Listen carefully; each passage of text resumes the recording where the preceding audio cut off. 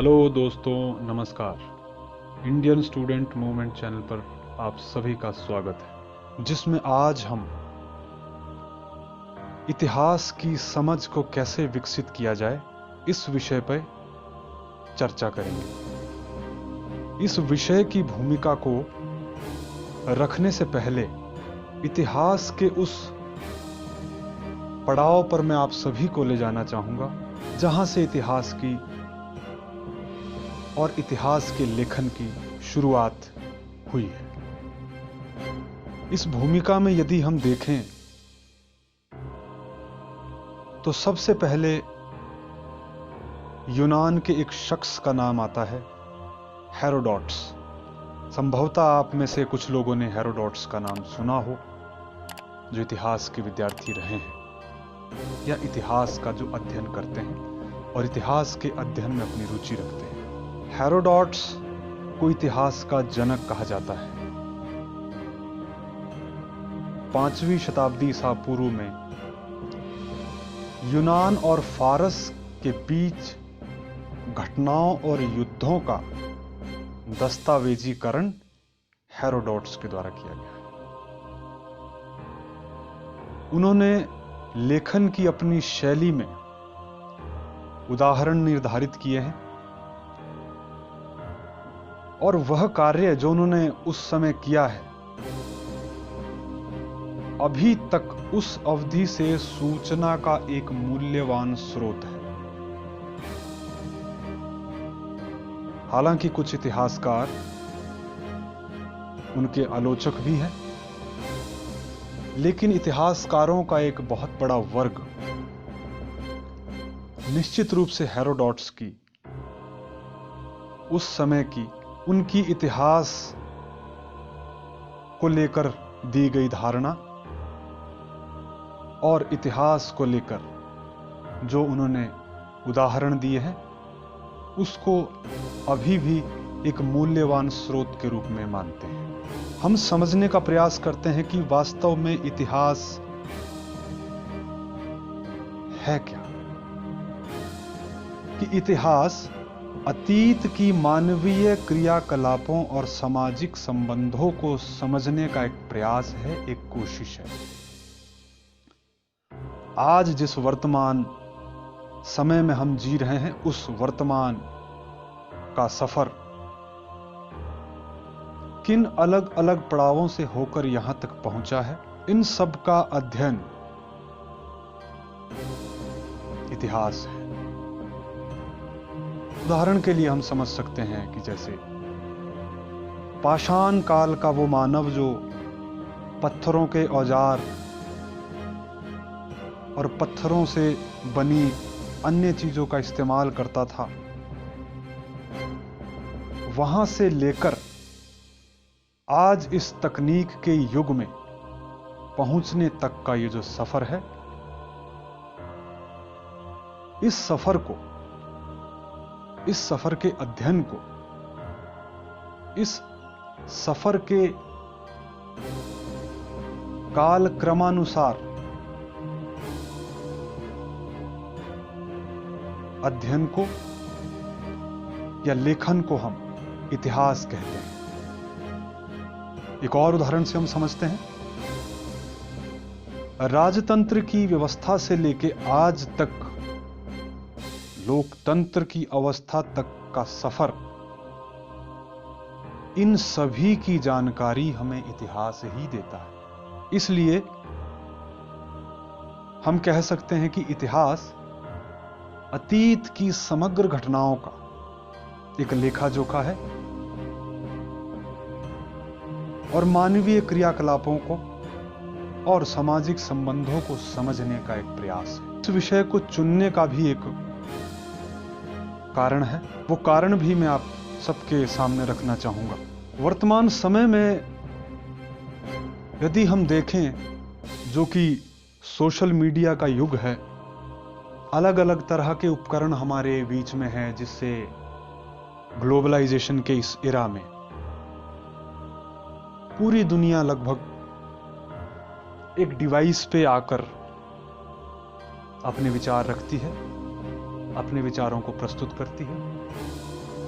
और पक्ष और विपक्ष, तर्क और वितर्क उस विषय में करती है। वर्तमान समय में यदि हम अपने आसपास देखें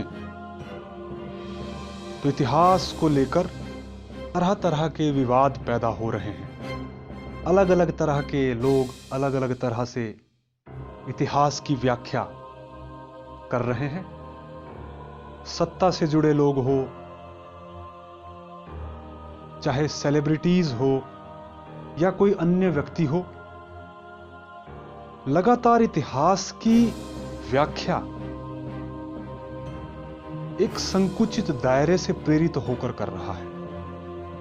और कई बार तो ऐसा भी देखा गया है कि राजनीतिक सत्ता के लाभ को लेकर भी इतिहास की एक भ्रामक और नकारात्मक व्याख्या की जा रही है, जिससे कि समाज में एक भ्रम और नकारात्मकता का माहौल देखा जा सकता है, जो कि सर्वथा निंदनीय है और निश्चित ही दुर्भाग्यपूर्ण है। भारतीय लोकतांत्रिक व्यवस्था के लिए भी इस तरह की टिप्पणी, इस तरह के विवाद उचित नहीं है और ना ही शैक्षणिक और अकादमिक दृष्टि से ही सही है। इसलिए इस विषय को चुना गया। वर्तमान समय में हम देख सकते हैं कि आधुनिक भारत का जो इतिहास रहा है, जिसको कि हम मुगल साम्राज्य के अंत और यूरोपीय कंपनियों के आगमन से शुरू होते हुए और 1947 भारत की आजादी तक के जिस आधुनिक भारत के इतिहास की बात करते हैं, उस गौरवशाली इतिहास को भी एक अलग नजरिए से, दृष्टिकोण से देखा जा रहा है और फेसबुक, ट्विटर और व्हाट्सएप मैसेजेस के माध्यम से भ्रामक तथ्य प्रस्तुत किए जा रहे हैं इतिहास को लेकर, जिससे एक निश्चित ही भ्रामक और नकारात्मक माहौल पैदा हो रहा है। हाल ही की घटनाओं का आप आकलन कर सकते हैं। इसलिए इतिहास की सही व्याख्या और प्रामाणिक स्रोत से उपलब्ध ऐतिहासिक तथ्य आपके सामने रखने का एक प्रयास हम करेंगे। इसके साथ ही मैं यह भी कहना चाहता हूं कि इतिहास और इतिहासकारों की कई विषयों को लेके विवाद रहता है, लेकिन वह विवाद तथ्यों पर आधारित और अकादमिक स्तर का होना चाहिए। यह अक्सर देखा जाता है कि नए नए इतिहासकारों, अलग अलग इतिहासकारों के विचारों में भिन्नता होती है, व्याख्या को लेकर अपनी अपनी राय होती है, परंतु जो प्रामाणिक इतिहास है उसको लेकर सभी में एक मत होता है। उदाहरण के लिए हम समझ सकते हैं हड़प्पा सिंधु घाटी सभ्यता की लिपि, जो कि अभी तक पढ़ी नहीं गई है,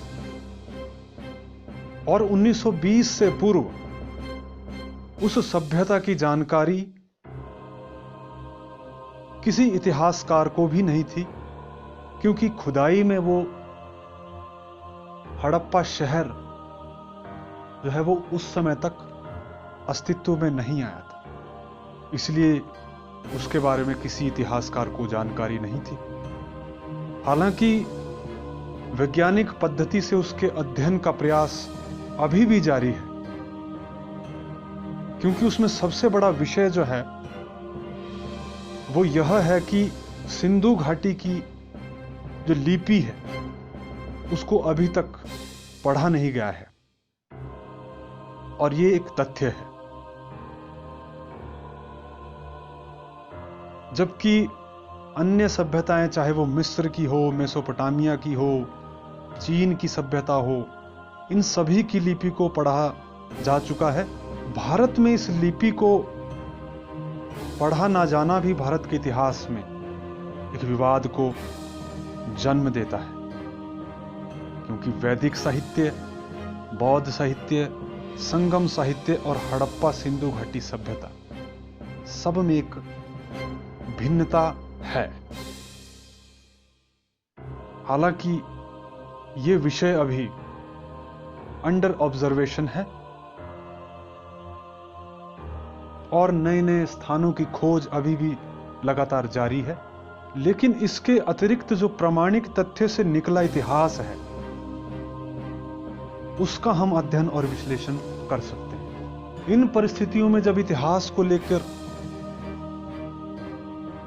अलग अलग भ्रामक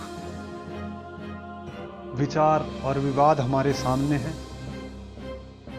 तो यह बहुत जरूरी हो जाता है कि इतिहास की समझ को कैसे विकसित किया जाए या इतिहास की समझ कैसे विकसित होती है, क्योंकि इतिहास हर विषय की जननी है।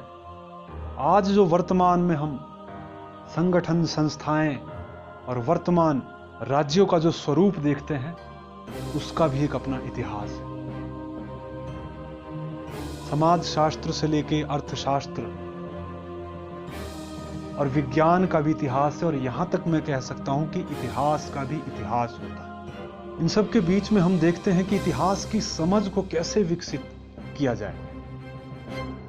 क्या वो अध्ययन का तरीका है जिससे हम समझ सकते हैं इतिहास की धारा को। यहां अपनी बात कहने से पहले मैं कहना चाहूंगा कि हालांकि कोई एक सूत्र या कोई फॉर्मूला नहीं कहा जा सकता है, परंतु एक अध्ययन पद्धति है जिससे इतिहास को समझने के प्रयास में आसानी हो सकती है। यह पद्धति इतिहासकारों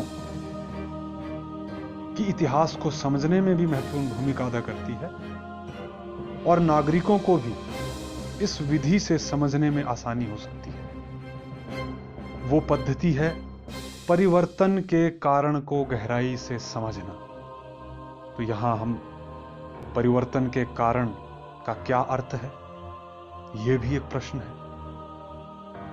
परिवर्तन के कारण से अर्थ है कि आदिम युग से आज तक पहुंचते हुए जो परिवर्तन हुए उन सभी के क्या कारण थे।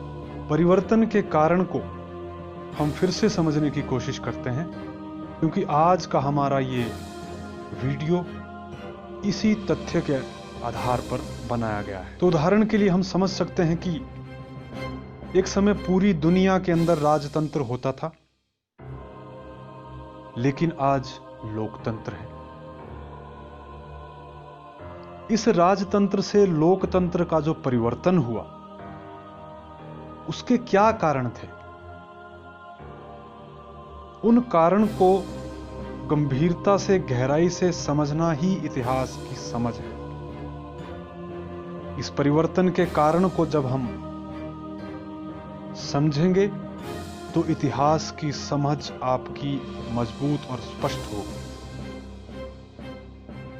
राजतंत्र से लोकतंत्र तक की यात्रा के परिवर्तन के कारण पर एक अलग से मैं वीडियो बनाऊंगा, क्योंकि आज का वीडियो बहुत लंबा ना करते हुए परिवर्तन के कारण और इतिहास की समझ को विकसित करना, इस विषय पर ही हम करेंगे।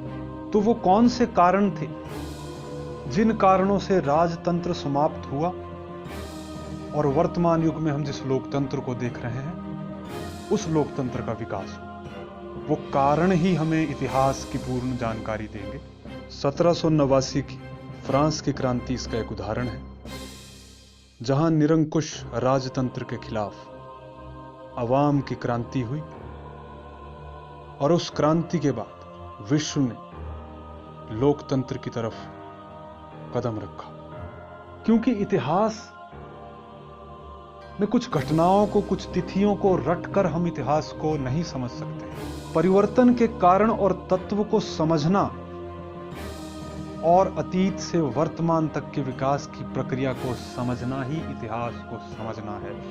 इतिहास केवल एक राजा का जीवन वृतांत नहीं होता, केवल एक राजा की कहानी नहीं होता है। इतिहास उस क्षेत्र में रहने वाले आवाम, उस क्षेत्र में रहने वाले लोगों का राजनीतिक, आर्थिक, सामाजिक जीवन चित्रण होता है। परिवर्तनों के कारण को यदि हम गंभीरता से समझ पाएं, इतिहास के उस क्रमबद्ध रूप को समझकर ही आप इतिहास को समझ सकते हैं, तो निश्चित ही इतिहास की हमारी समझ मजबूत हो। परिवर्तन के इस कारण को एक विषय के साथ कि किस तरह से हम अगले वीडियो में परिवर्तन के कारणों ने आदिम युग से आज इस डिजिटलाइजेशन के युग तक हमें लाया है, उन सभी परिवर्तनों का एक तथ्यपूर्ण जानकारी मैं आपके बीच में रखूंगा। यह वीडियो विद्यार्थियों के लिए उपयोगी होगा और साथ ही साथ इतिहास के विषय की जानकारी और रुचि रखने वाले सभी नागरिकों के लिए भी, विभिन्न परीक्षाओं की तैयारी कर रहे इतिहास विषय के छात्रों के लिए भी ये उपयोगी होगा। और यह समझ सिर्फ परीक्षा उपयोगी नहीं, बल्कि समाज में इतिहास को लेकर जो भ्रांति पैदा की जाती है, उस भ्रांति को भी आसानी से समझ सकते हैं। तो इतिहास में जो ये परिवर्तन हुए हैं और इन परिवर्तनों के जो कारण हैं, आप उन कारणों को समझने का यदि प्रयास करेंगे तो आपकी निश्चित रूप से इतिहास को लेकर एक समझ भी बढ़ेगी और पूर्व की जो धारणा है वो धारणा भी बदलेगी। भविष्य में जब भी कोई पुस्तक, किताब, चाहे वो एनसीईआरटी की हो या अन्य इतिहास से जुड़ी कोई पुस्तक हो, जब भी आप उसका अध्ययन करें, आज का ये हम वीडियो यहीं समाप्त करते हैं। अगले वीडियो में इतिहास और कुछ अन्य विषयों की जानकारी के साथ हम आपके बीच में फिर से उपस्थित होंगे। तब तक के लिए नमस्कार, धन्यवाद, जय हिंद, जय भारत।